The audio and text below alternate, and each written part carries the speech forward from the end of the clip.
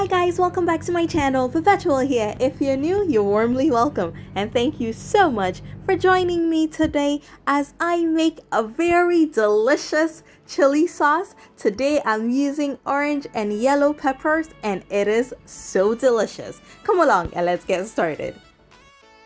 For this simple recipe, you're just going to need some habanero peppers. I'm using mostly orange ones with a little bit of yellow ones. You're going to need some garlic, ginger, onions, green bell peppers, and some seasoning cube.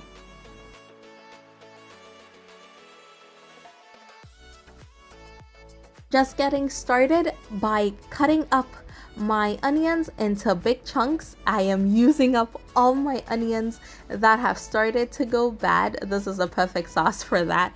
And so once I'm done cutting that up, I'm also going to be cutting up some ginger. We're using very little, about a thumb size or an inch. And we're also going to be using about 10 cloves of garlic.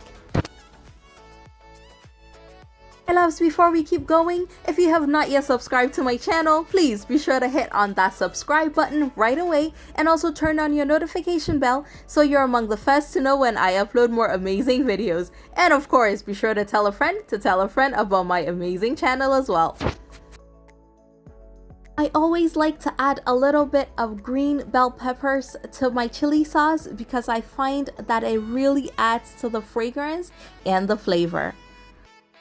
I'm going to be blending my pepper mix in batches because I do not have a food processor and I did not want to use a blender because I wanted to keep it a little bit on the chunky side, and my blender will definitely get it too smooth.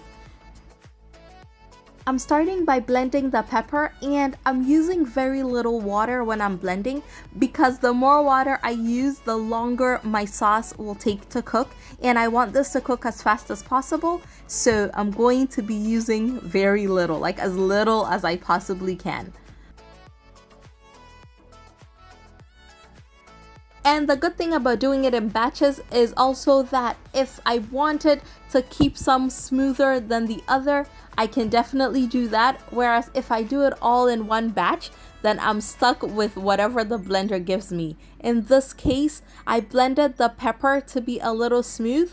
And then when it comes to the ginger, garlic, and onion and bell pepper mix, I'm going to get that a little bit chunkier.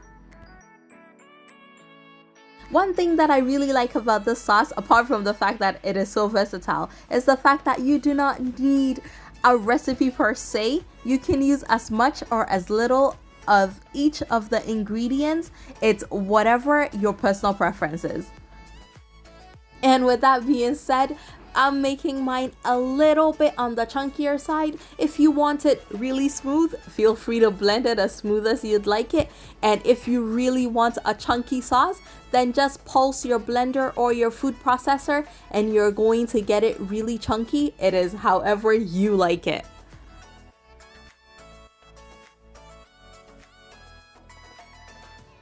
And so now that I'm done blending all the ingredients, what I'm gonna do is just give it a quick stir. Totally not needed, but I'm gonna do it anyway. And I'm gonna make sure that I get all the little bits out of my blender because no waste here. Every little bit of our ingredients will get used. So just a quick stir and then we're gonna get it onto the stove.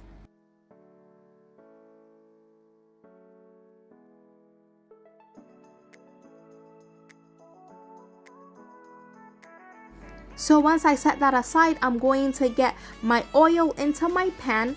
And today I'm just using vegetable oil, but feel free to use coconut oil for some extra flavor.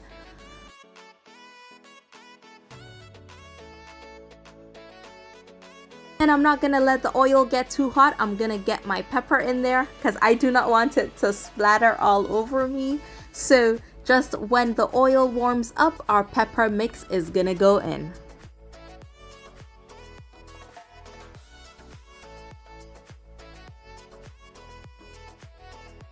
In total, this portion of pepper sauce is going to cook for about 15 minutes on low heat. You do not want this to burn or it will get so bitter.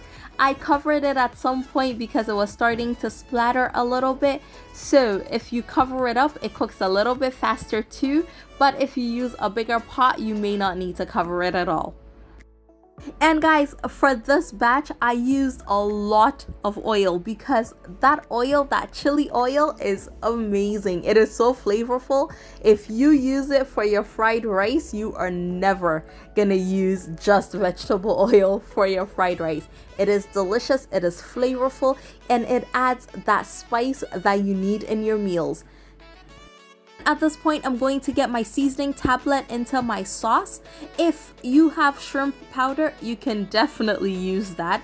Usually, I only buy shrimp powder when I make chateau, and I have some in the freezer already, so I don't have any shrimp powder on hand. So a shrimp seasoning tablet will do just fine like I am using today.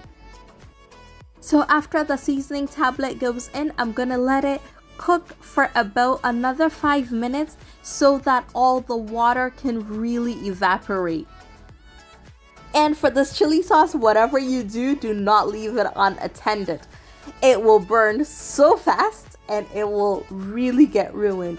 You cannot salvage this once it's burnt, so please pay really close attention to it. And when it's done, just take it off the heat and let it cool down before you get it into your jars.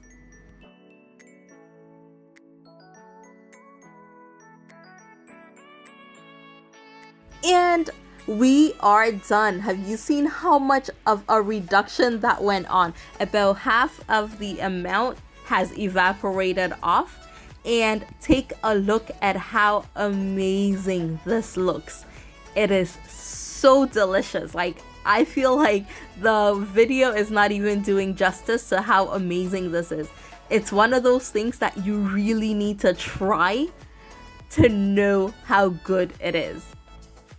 And you can use it for so many things, for your fried rice, for your chicken. I'm actually gonna use some for some chicken wings right away. You can use it for your angwamo on the side. It is so good. Pork, that is a showstopper. Toss your pork, your fried pork that is, in the sauce and you are never gonna make it any other way. And of course, I had to give another close-up of this luscious and versatile sauce. And today, I'm having it with some fried yam and some chicken, and it looks amazing. And that's it, my loves. Thank you all so much for coming along with me on this absolutely delicious journey. I will see you all again very soon. Take care. Bye.